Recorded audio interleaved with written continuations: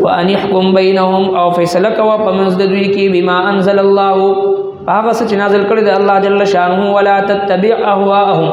او متابعدار کوا د خواهشات د دوی واحذرهم او ځان اوساته د دوی نه ان يفتنوک چې واړوي دوی تانا عن بعض ما انزل الله الیک د بعض اغنا چې نازل کړی د الله جل شانه استا طرف ته فإن تولوا نك مخ أغرزويد فاعلم نپوهشا أنما يريد الله يقينا غواري الله جل شانه أن يصيبهم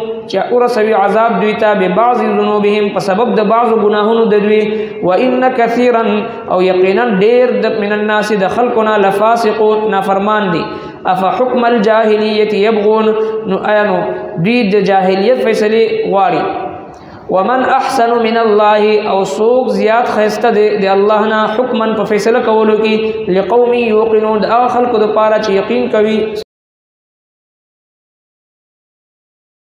سورۃ المائده آیت نمبر 49 اعوذ بالله من الشیطان الرجیم بسم الله الرحمن الرحیم وأن يحكم بينهم بما أنزل الله ولا تتبع أهواءهم واحذرهم أن يفتنوك عن بعض ما أنزل الله إليك فإن تولوا فاعلم أنما يريد الله أن يصيبهم ببعض ذنوبهم وإن كثيرا من الناس لفاسقون أفحكم الجاهلية يبغون ومن أحسن من الله حكما لقوم يوقنون صدق الله العظيم فدي آيات مباركو کی هم هغه سابقه مضمون ذکر دی چې يهوديانو هغه مشران او اهل علم چې داوی یو مضبوط او منظم جماعت جناب نبی کریم صلی الله علیه وسلم په خدمت کې حاضر شو او عرض کو چې زمون پس خبره باندې په خپل کې د يهودو اختلاف دي او کته زمون په حق کې فیصله وکي نو مونږ ټول هغه مسلمانی جناب نبی کریم صلی الله علیه وسلم او فرمایل چې تاسو د خواهش مطابق فیصله نشم کولی زبر د قرآن مجید د حکم مطابق با فیصله کوم نو الله تبارک و تعالی د نبی کریم صلی الله علیه وسلم د دې فیصله په تایید کې د آیتونه مبارکه نازل فرمایل او په دې آیتونو مبارکو کې هم دا فرمایي چې وان يحكم بينهم چې دا حکم کې دې چې تاسو ته فیصله کوي د دوی په منځ کې بما انزل الله په هغه څه چې نازل کړی د الله جل شانه ولا تتبع اهواءهم او متابعداري کوا د خواهشاتو د دوی واحذرهم او ځان اوساته د دوی نه ان يفتنوك د دینه چې دی واړوي تا عن بعض ما انزل الله الیک د بعض هغه نه چې نازل کړی د الله جل شانه ستا طرف ته جناب نبی کریم صلی الله علیه وسلم ته الله جل شانه فرمای واحذرهم ځان بچ اوساته د دغه يهوديانو نه او يهودي سازشونو نه او دغه فتنی او دغه سازشونه چې کوم د دین اسلام خلاف کیږي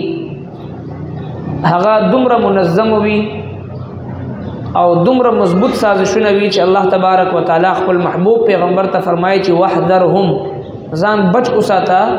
د دوی نه د دوی د سازشونو نه ځکه چې هر یو سازش چې د اسلام خلاف کیږي نو هغه شاته ډیر زیات مضبوط او مدلل قوتنا او طاقتنا کار فرماوي دا سینه چې په ظاهر باندې یو کسرا پاسی او یو اعتراض وي بلکې د دغه سازش شاته یو ډېر لوی قوت محرک وي هغه کار فرماوي هغه ورته دلایل خي هغه ورته خبر یتري خي دا سینه چې اسی وسړي هغه مخ ته کینی او د اسلام د یو حکم نه انکار وکړي دا سینه وي بلکې د دې شاته ډېر زیات محرک قوتونه سرنګي چې دا قادیانیت دی رافضیت دی او انکار حدیث دی او انکار د صحابو دی دا څومره باطل فرقی او کفر فرقی دی د ټولو فرقو شاته یو منظم محرک تحریکونه وي د دې شاته باقاعده یو جماعت ناس وي هغوی چې د دې لپاره کار کوي داسې یو کس دوه کس خبره نه نو که یو سړی دا ووایي چې یاره چې دی د قرآن نه دلیل پیش کوي د حدیث نه دلیل پیش کوي نو قادیانی هم د قرآن نه دلیل پیش کوي مرزایی هم د قرآن نه دلیل پیش کوي دغسې یو باطل فرقی والا کس په الکترونیک میډیا باندې ناست دی او د 22 کروڑ مسلمانانو په منځ کې دا بیان ورکوي چې بھئی که یو کس متعه وکړي زنا وکړي او بیا 2000 روپۍ ورکړي او په دې باندې چې د ښځه او سړی راضي وي نو دا جایز دی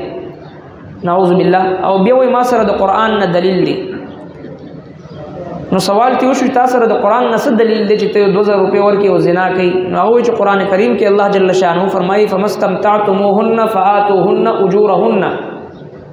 الله تبارک وتعالى فرمایي چې کله تاسو د ښځو نه استفاده وکړئ نو تاسو د دوی اجرت د دوی مزدوري هغه دوی له ورکړئ نو ګوره قرآن کې راغلی دی چې کله تاسو د ښځې نه استفاده وکړئ نو د دوی مزدوري دوی له ورکړئ لہذا یو سړی د یوې ښځې نه استفاده وکړي او خپل 2000 3000 چې څونه پیسې اجرت تې شوي وي هغه وله ورکړي نو به خبره خلاصه شوه قرآن نه ثابت دی اوس که یو سړی ته د قرآن او د سنت پوره علم نه وي د باطلو فرقو په عقایدو باندې په باطلو نظریاتو باندې د نظر نه وي هغه به وایي چې واقعي د قرآن نه راغلی دی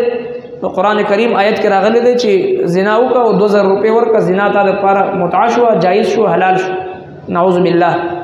حالانکه الله تبارک وتعالی فرمایي چې کله تاسو ښځو سره نکاح وکړئ او بیا ښځو نه استفاده واخلئ فایده واخلئ نو فآتوهن اجورهن د هغه مهر وله ورکئ مهر واجب دی مهر به ورکئ نو دا باطل خلق په دې طریقې سره په قرآن کې تحریف کوي او د مسلمانانو ذهنونه هغه خرابوي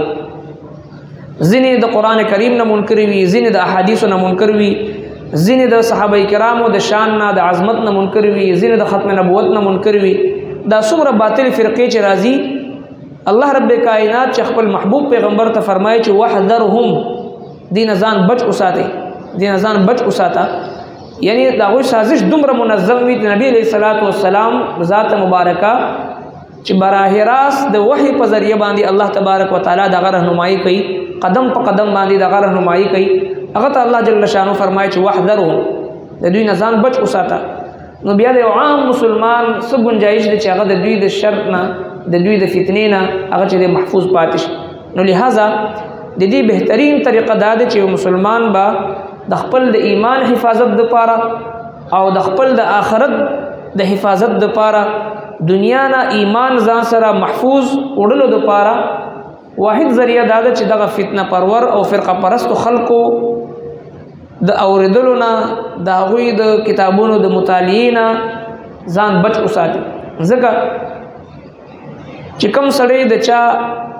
خبرې اوري د چا بیان اوري د چا کتاب مطالعه کوي نو هغه داسې دی چې گویا که د هغه په صحبت کې ناست نو اوس که یو سړی د یو فرقه پرست یو فتنه پرست کس یو یهودي یا د یو عیسائی یا د یو قادیانی مرزایی ایجنټ خبرې اوري د هغې مسلې اوري د هغه بیانونه اوري نو گویا که دی د هغه په صحبت کې ناست یقینا د ایمان ته نقصان رسي دنیا نه بیا ایمان ځان سره محفوظ وړل هغه ګران شي ځکه چې زموږ استاد خو دومره علم نه چې څومره یو منظم جماعت د قادیانیت او د مرزایت او د رافضیت او د نورو باطلو فرقو ناست وي یو جماعت هغه د قرآن کریم او د احادیثو نه دلایل روباسي او پاغي کې داسې نقطه چینی کوي او د مسلمانانو ذهنونه ور باندې خرابوي. دلته ما سره دومره علم د قرآن او د سنت نه او زه بیا اورم نو بیا سړی دغسې بېلارې کېږي، نعوذ بالله هغه سړی ګمراه کېږي ورسره.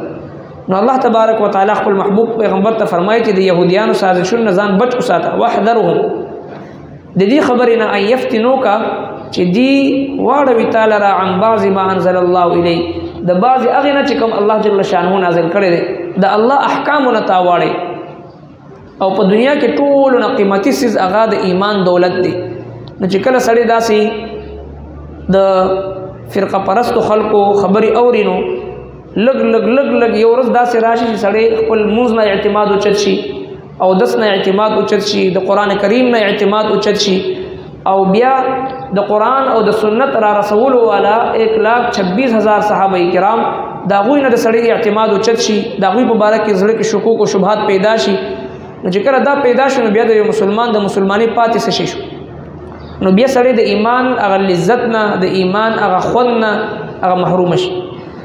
فإن تولوا نو که مخ وګرځوي دوی فاعلم نو پوه شه انما يريد الله یقینا غواړي الله جل شانه ان يصيبهم چې ورسوي عذاب دوی ته ببعض ذنوبهم په سبب د بعضو ګناهونو د دوی. وان كثيرا من الناس لفاسقون یقینا ډیر د خلکو نه خامخا نافرمانه دي. نو اکثر خلک بیا دا ګوري چې فلانکی اسلامیک اسکالر چې دی نو هغه دومره خلک چې دغه خبرې اوري او ډیر زیات چې دغه فالوورز دی، نو لہذا ځکه زه هم دغه خبرې اورم. نو ډیر خبرې چې دی د چا اورېدل دا خو دغه حقانیت باندې کېدو دلیل نه دی. دجال چې کله راشي نو ټولو نه لوی خلک چې دی هغه دجال پسې روان وي، ډیر کم خلک په ایمان باندې مضبوط او مستحکم پاتې شي. ځکه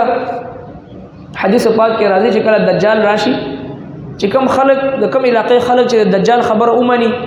هغه زیبا سرسبز و شاداب بوي، باغات بوي، الته کې میوې بوي، فصلونه بوي. او چې کم خلک د دجال مخالفت وکړي نو د هغوی ځمکې به شاړې شي، په هغوی باندې به قحط راشي، په هغوی باندې به افلاس راشي، غربت به راشي او دجال به راځي. نو ټولو نه لوی تعداد د خلکو چې دی بې شماره خلک به ورپسې وي. اهل حق هغه به وقلیل من عبادی الشکور، شکرګزار بندگان استقامت والا مؤمنان هغه به ډېر کم وي. نو د چا فالوورز زیاتېدل دغه په حقانیت باندې دلالت نه کوي، بلکې اهل حق هغه همیشه کم وي. وان کثیرا من الناس لفاسقون، اکثر فاسقان وي چې یو فتنه پرست هغه راپاسي یو فتنه اوچته کړي، د یو څیز نه انکار وکړي، د یو حکم د اسلام هغه د امت یو اجماعي عقیده وي د هغې نه انکار وکړي. یو څیز د جناب نبی کریم صلی الله علیه وسلم په زمانه کې یا نبی کریم صلی الله علیه وسلم فرمایي علیکم بسنتی و سنت الخلفاء الراشدین المهدیین، تاسو باندې زما سنت او زما طریقه، زما د خلفای راشدینو طریقه چې هغه حضرت ابوبکر صدیق، عمر فاروق، عثمان غنی، علی المرتضی رضی الله عنهم و سنت الخلفاء الراشدین المهدیین. نبی علیہ السلام فرمایي چې څنګه زما سنت مضبوط ونیسئ دغسې زما د خلفای راشدینو چې کوم مهدیین د هدایت یافته دي د هغوی سنت په مضبوطیا سره ونیسئ. هغې ته هم نبی علیہ السلام سنت ویلی دی. نو لہذا څوک راشي د یو نه انکار کوي، څوک د بل نه انکار کوي او بیا لکه دجال په شانتې ډېر خلک ورپسې شي، مشهوره شي، نوي څیز وي، خلکو سره سهولت ورکوي، نفس ور باندې خوشحالېږي، مجاهده نه وي، محنت نه وي، مشقت نه وي، نو ډېر خلک ورپسې شي. نو دا دغه په حقانیت باندې دلالت نه کوي، بلکې وان کثیرا من الناس لفاسقون، اکثر خلک دا په فسق و فجور کې مبتلا وي، په ګناه کې مبتلا وي، د هغوی هغه ګناه باندې یو ځای کېدل دا په حقانیت باندې دلالت نه کوي. افا حکم الجاهلیت یبغون، آیا نو فیصلې د جاهلیت دوی غواړي. ومن احسن من الله حکما، او څوک زیات ښایسته دی د الله نه په فیصله کولو کې، لقوم یوقنون، د هغه خلکو دپاره چې یقین کوي، چې کوم یقین والا خلک وي، استقامت والا خلک وي، منلو والا خلک وي، د هغوی دپاره بهترینه فیصله د قرآن هغه موجود ده. نو دغه یهود دا غواړي چې دوی د خپل د خواهشاتو مطابق داسې فیصله چې په هغې کې اسانتیا وي، مجاهده نه وي، مونځ پکې نه وي، رکاتونه پکې نه وي، تراویح پکې نه وي، روژې پکې نه وي، او قصاص او رجم دا پکې نه وي، اسانې فیصلې غواړي. هغه یهودیانو هغه ترتیب اوس هم په دې امت کې روان دی. خلک راپاسي، څوک د یو نه انکار کوي، څوک د بل نه انکار کوي، او ډېر خلک ورپسې هم شي، ځکه وان كثيرا من الناس لفاسقون اکثر خلق فاسقان وي نو فاسقان خلق کی تایید کوي او مرګرتیا ور سره کوي او قرباني خوشحالي کی چیرې دا فلان کی مونږ ته اسانتیا راولي او دین کی اسانتیا ده اسانتیا نه ده دین کی مجاهده ده مشقت دی د الله صادق او مصدوق پیغمبر رحمت للعالمین پیغمبر ټول شپه په قیام باندې ولاړ دی او په جڑا جڑا باندې ګیره مبارک د اوخ کو ډک شي مصلا هغه د اوخ کو ډک شي خپې مبارک او پړسیږي ازواج مطهرات عرض کی چې د الله رسوله ستا خو مخکینی رستنی رب العالمین گناهونه معاف کړي دي بیا وری دومره جڑا کوي د الله محبوب پیغمبر فرمای افلا اكون عبدا شکورا بشک زما هر څه الله رب العالمین معاف کړي دي نو زه د خپل رب شکر گزار بنده جوړ نشم رحمت للعالمین پیغمبر ټول شپه ولاړ د عبادتونه ریاضتونه کوي او نن یو کس را پاسي چې نه د شل رکعات منځ دي کې مشقت غواړي تکلیف دی دین کې اسانتیا ده سهولت دی سهولت پسندی ده دا سهولت پسندی مونږ چې دی د الله نه لری کوي لګیا ده د الله د محبوب پیغمبر د طریقو نه لری کوي لګیا ده نو اکثر ته بنګورو همیشه د قران او د سنت تعلیمات ته وګورو او د امت چې کوم 1400 سال نه یو عمل را روان وي مباغي تبور اکثریت ورسې بنزو وان يحكم بينهم او فیصله کوا پمنځ د دوی کې بما انزل الله هغه څه چې نازل کړی د الله جل شانه ولا تتبع اهواهم او متابعدار کوا د خواهشات د دوی واحذرهم او ځان اوساته د دوی نه ان يفتنوک چې واړوي دوی تانا عن بعض ما انزل الله الیک د بعض اغنا چې نازل کړی د الله جل شانه استا طرف ته فإن تولوا نك مخ أغرزويد فاعلم نپوهشا أنما يريد الله يقينا غواري الله جل شانه أن يصيبهم ورسوي عذاب دويتا ببعض ذنوبهم فسبب د بعض گناهونو دوی وإن كثيرا أو يقينا دير من الناس دخلقنا لفاسقون نافرمان دي أفحكم الجاهلية يبغون نو دوی د جاهلیت فیصله غواري ومن احسن من الله او سوق زیاد خیسته دی الله نه حکما په فیصله کولو کې لقوم یوقنون دا خلق د پاره چې یقین کوي صدق الله ربنا تقبل منا انك انت السميع العليم وتب علينا انك انت التواب الرحيم برحمتك يا ارحم